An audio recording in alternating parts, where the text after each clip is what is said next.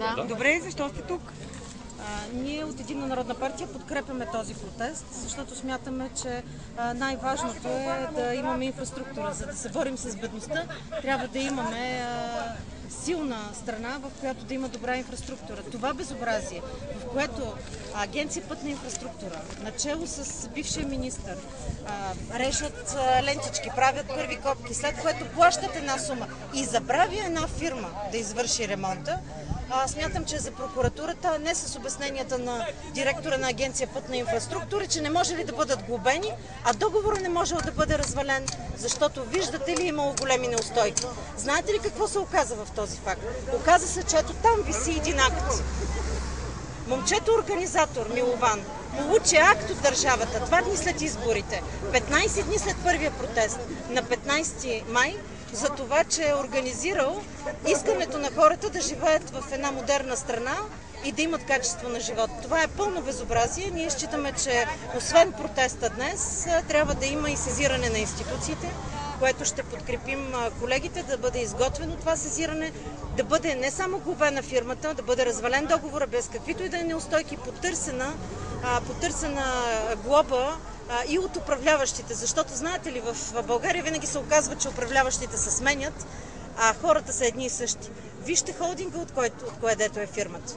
Вижте колко заплати има неизплатени и дали на други места в страната не се оказва, че тази фирма има проблеми с заявените договори. В крайна сметка, когато се провеждат обществени поръчки, трябва да има прозрачност и да е ясно кой кандидатства за тях. Още миналия път вие казахте, че ще сезирате прокуратурата. Какво се случи до сега? Нищо така?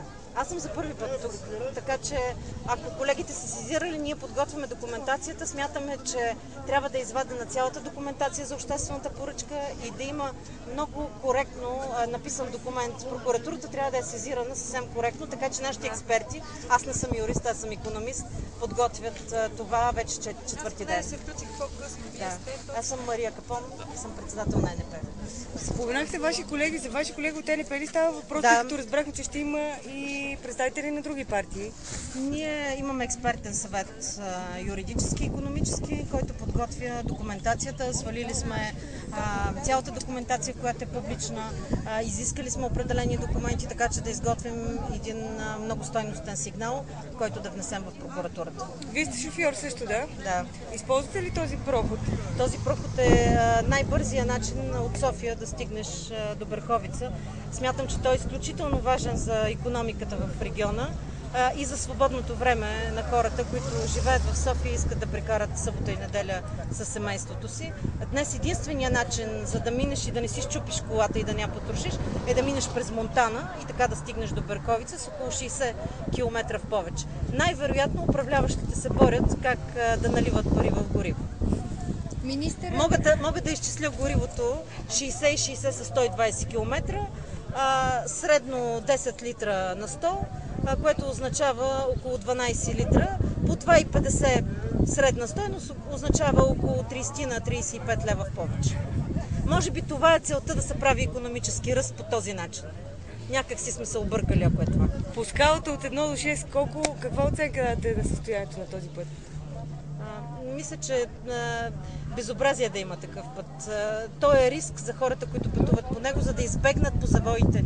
Дупките означава, че ще могат да жертват живота си. Не съветвам никой преди да бъде ремонтиран пътя да минава по него. Риска е много голям. Не си струват парите да бъдат намалени, а времето реално е същото. Големия проблем е, че 30 лева за икономиката са много пари. За една малка фирма да се увеличи с 30 лева транспортните разходи до определена точка са много пари. Това означава да можеш да наемеш един човек на работа за деня допълнително във фирмата си. Затова казвам, ако трябва да дам оценка, тя е слаба. Според МРРБ 28% от пътя вече е ремонтиран. Виждате ли ги тия 28%?